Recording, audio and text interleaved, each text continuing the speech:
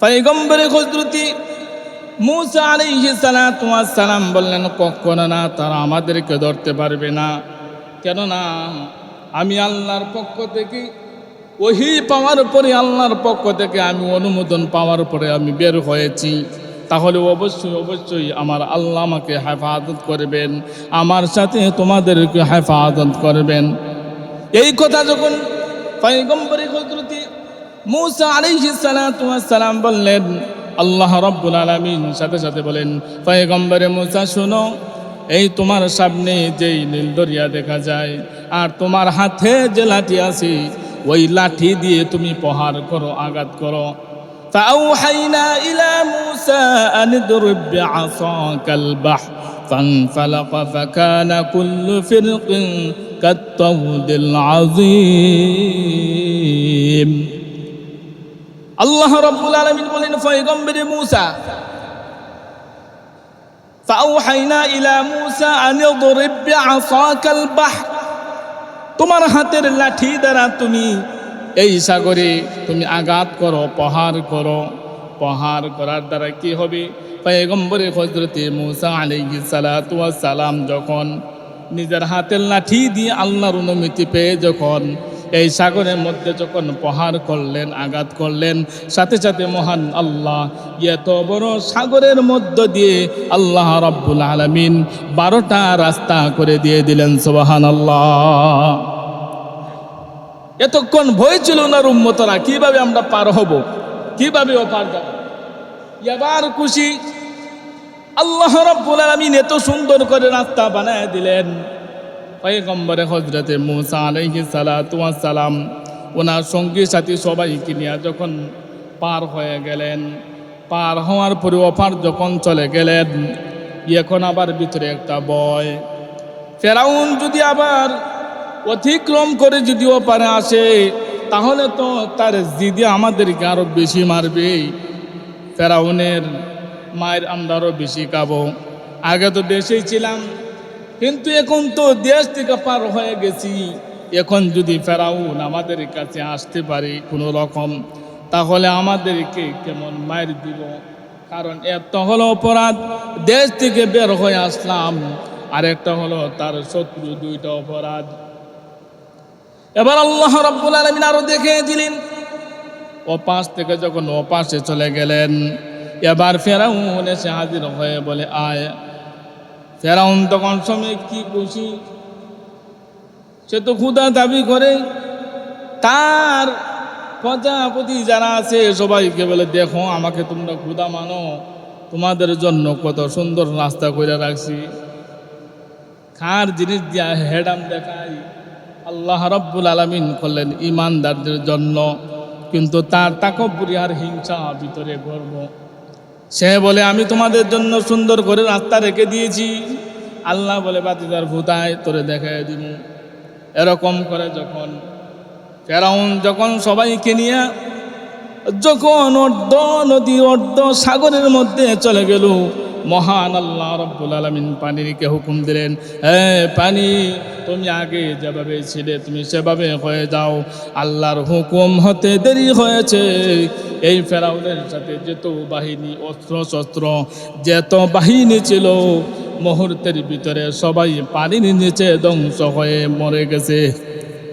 إن عدة الشهور عند الله 12 شهرا في كتاب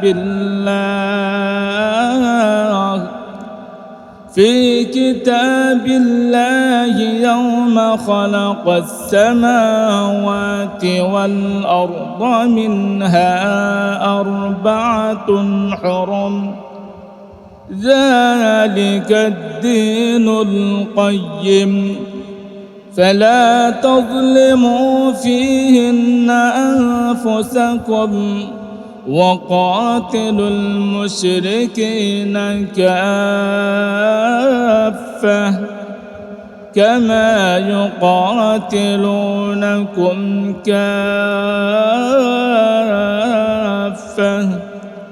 واعلموا أن الله مع المتقين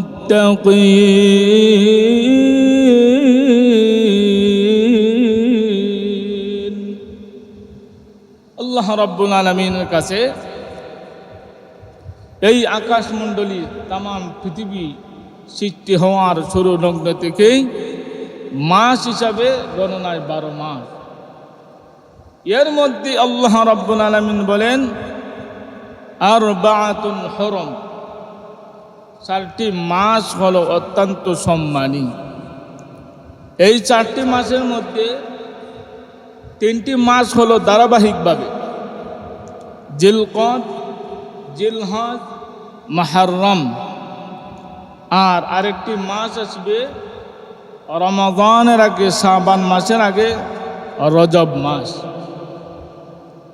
ভাইরা আমার, তাহলে লক্ষ্য করে শুনুন, এই মাসের ইজ্জত সম্মান সম্পর্কে, এই মাসের মান সম্মান ইজ্জত বোঝানোর জন্য আল্লাহ রাব্বুল আলামিন কালামুল্লাহ শরীফের মধ্যে জানায় দিলেন এই মাসটা বড় দামি।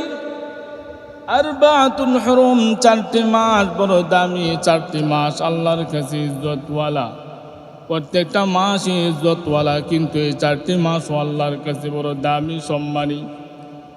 এই মাস জাহিলি যুগে কাফের কুফার বেঈমানরা এই মাসকে অনেক ইজ্জত দিত, সম্মান দিত।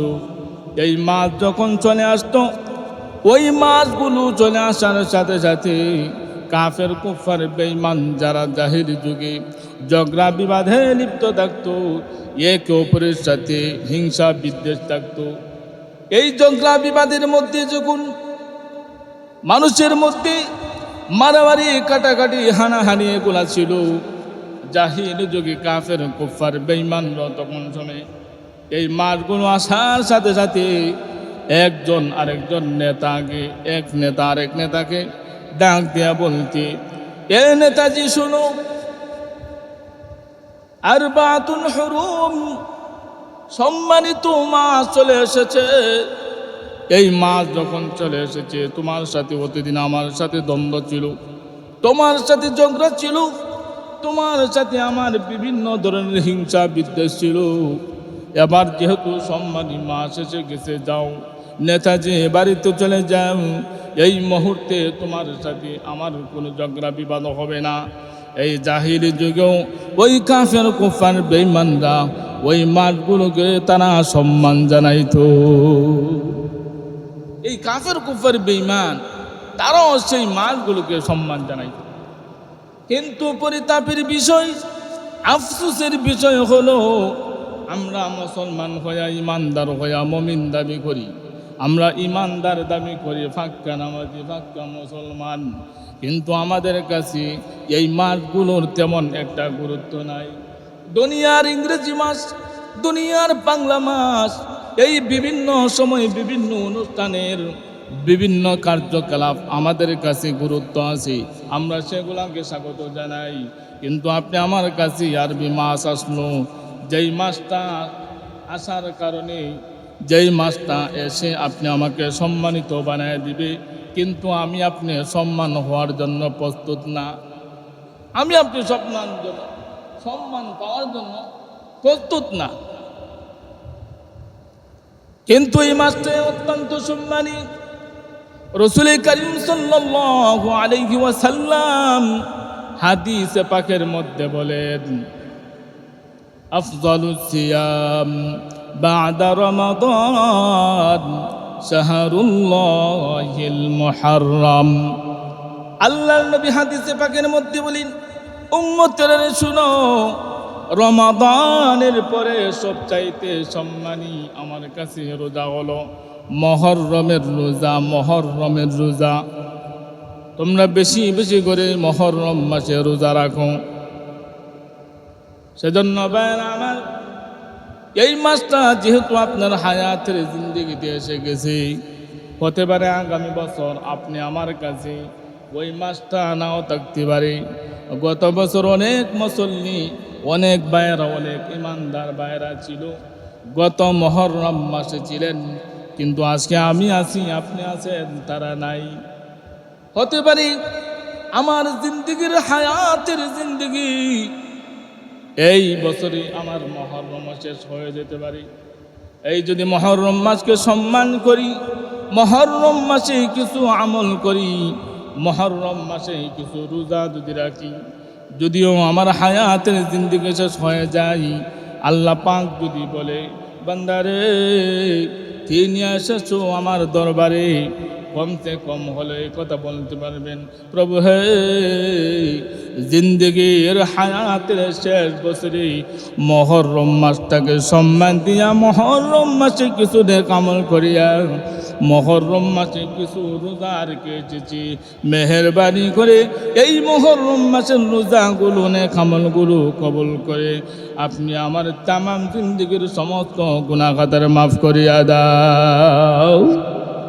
এই মাসে বিভিন্ন ঘটনা রয়েছে, এই মাসের ইজ্জত সম্মান সম্পর্কে ঘটনা রয়েছে।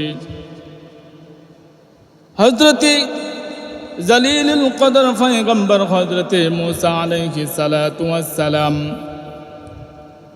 যখন ফেরাউন নির্যাতন জুলুম শুরু করে দিল, পয়গম্বরে হযরতে মুসা আলাইহিস সালাতু ওয়াস সালামকে বিভিন্নভাবে বিভিন্ন সময় সুন্দরভাবে দাওয়াত দেওয়া হয়।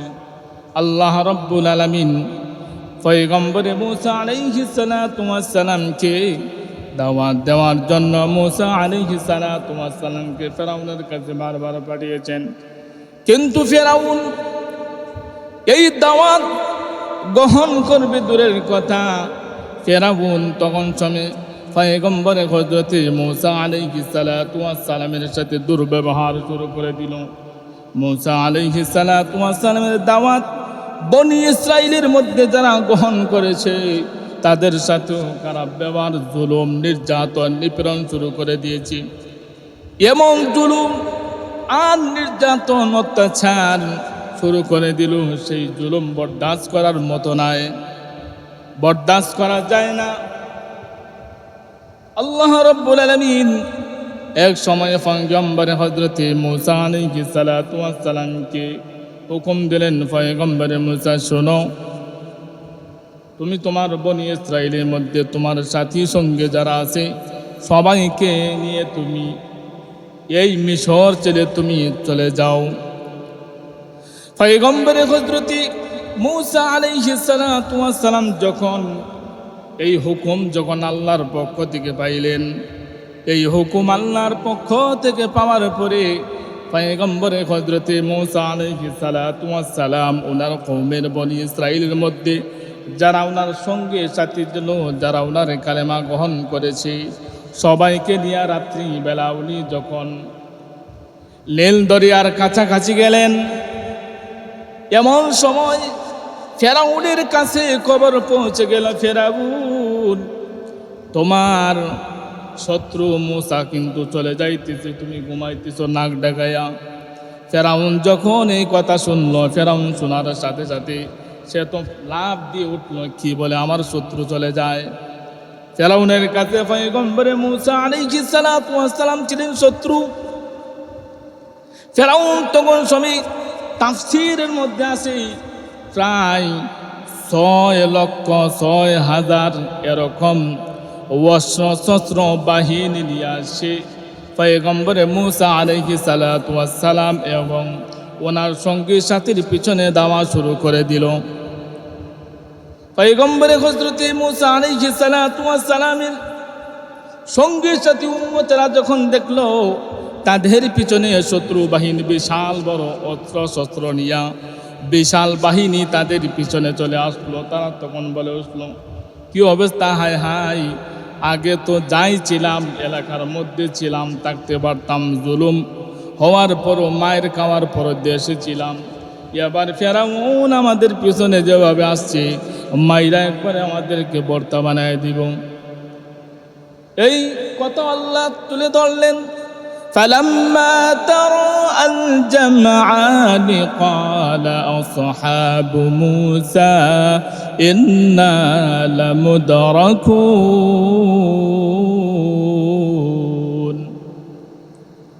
পয়গম্বরে হযরতে মুসা আলাইহিস সালাতু ওয়াস সালামকে উম্মতরা বলতেছে, ও পয়গম্বর মুসা দেখেন দেখায়া আমাদেরকে মেরে একবারে পিষে ফেলবে, এত বড় বাহিনী আসতেছে, আমরা তো বাঁচতে পারবো না। পিছনে শত্রু বাহিনী, সামনে হলো নীল দরিয়া, এত বড় সাগর, এত বড় সাগর, আমরা কিভাবে বাঁচবো? আমাদের বাঁচার কোনো উপায় নাই। কিন্তু পয়গম্বরে হযরত মূসা আলাইহিস সালাতু ওয়াস সালাম নিজের মন গড়া ভাবে উনি বের হয়ে আসেন নাই, একমাত্র মহান আল্লাহ তাআলার হুকুমে বের হয়েছেন। পয়গম্বরে মূসা কি বললেন? ক্বালা কাল্লা ইন্না মা'ইয়া রাব্বি সায়াহদিন।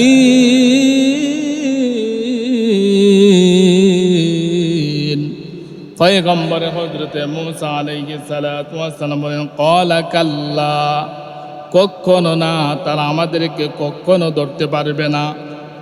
কেন ধরতে পারবে না? ইন্না মা'ইয়া রাব্বি সায়াহদিন। পয়গম্বরে হযরত মূসা আলাইহিস সালাতু ওয়াস সালাম বললেন, ক্বালা কাল্লা, কখনো আমাদেরকে তারা ধরতে পারবে না। কেননা ইন্না মা'ইয়া রাব্বি সায়াহদিন, আমার সাথে আমার রব আছেন। সেজন্য যত মুসিবতে পড়ে, যে কোনো মুসিবতের সম্মুখীন হয়, ইমানদার যদি হয়, সেই ইমানদার তখন সময় বলে আমার সাথে আমার আল্লাহ আছেন। কথা বলেন ঠিক কিনা? এরকম ইমান থাকতো, আর নাইলে চাচার কাছে জাহের কাছে দৌড়ায় বিপদ থেকে বাঁচার জন্য।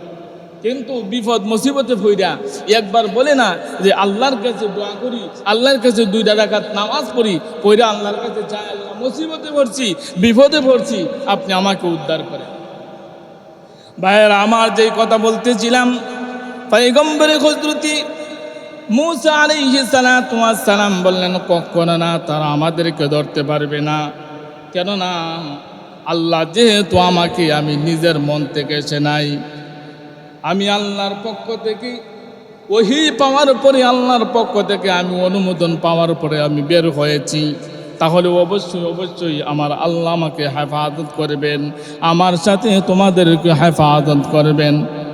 এই কথা যখন পয়গম্বর হযরত মূসা আলাইহিস সালাতু ওয়াস সালাম বললেন, আল্লাহ রাব্বুল আলামিন সাথে সাথে বলেন, পয়গম্বরে মূসা শোনো, এই তোমার সামনে যেই নীল দরিয়া দেখা যায়, আর তোমার হাতে যে লাঠি আছে, ওই লাঠি দিয়ে তুমি প্রহার করো, আঘাত করো। فأوحينا إلى موسى أن اضرب بعصاك البحر فانفلق فكان كل فرق كالطود العظيم। আল্লাহ রাব্বুল আলামিন বলেন, পয়গম্বরে মূসা, فأوحينا إلى موسى أن اضرب بعصاك البحر, তোমার হাতের লাঠি দ্বারা তুমি এই সাগরে তুমি আঘাত করো, প্রহার করো। প্রহার করার দ্বারা কি হবে? পয়গম্বরে হযরত মূসা আলাইহিস সালাতু ওয়াস সালাম যখন নিজের হাতের লাঠি দিয়ে আল্লাহর অনুমতি পেয়ে যখন এই সাগরের মধ্যে যখন প্রহার করলেন, আঘাত করলেন, সাথে সাথে মহান আল্লাহ এত বড় সাগরের মধ্য দিয়ে আল্লাহ রাব্বুল আলামিন 12টা রাস্তা করে দিয়ে দিলেন। সুবহানাল্লাহ।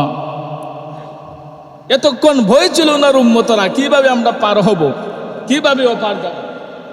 এবার খুশি, আল্লাহ রাব্বুল আলামিন এত সুন্দর করে রাস্তা বানায় দিলেন।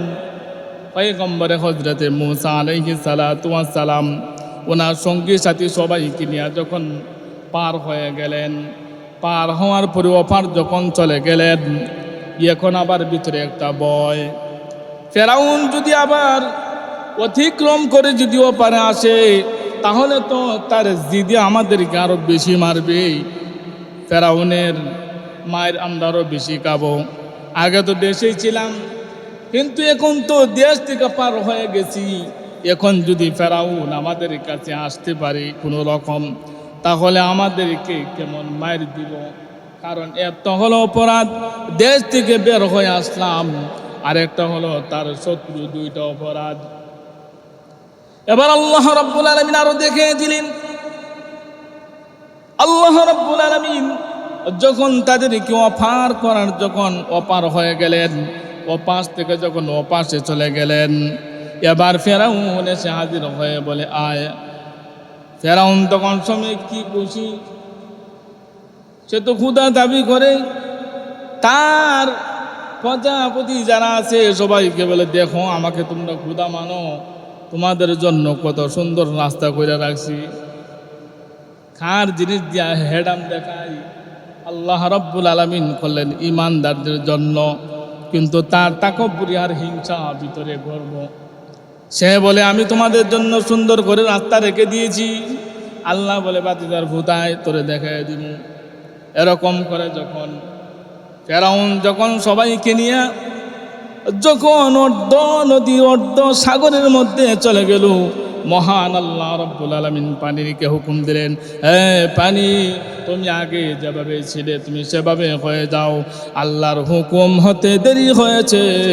এই ফেরাউনের সাথে যত বাহিনী অস্ত্র শস্ত্র যত বাহিনী ছিল মুহূর্তের ভিতরে সবাই পানির নিচে ধ্বংস হয়ে মরে গেছে।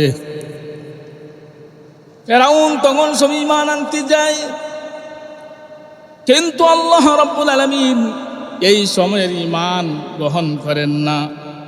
রাসূল কারীম সাল্লাল্লাহু আলাইহি ওয়াসাল্লাম বলেন, মানুষের ঈমান গ্রহণ করার, ঈমান দেওয়ার একটা সময় রেখা আছে, সময়সীমা আছে। সেই সময়সীমাটা হলো এই মানুষের গড়গড় মৃত্যু যন্ত্রণা শুরু হওয়ার সময় মানুষের গলার মধ্যে একটা গড়গড় শব্দ শুরু হয়ে যায়। পানি যখন ডালে ওই পানি আরও পাশ যায় না, নিচে যায় না, পেটের ভিতরে যায় না, গড়গড় শব্দ করতে থাকে।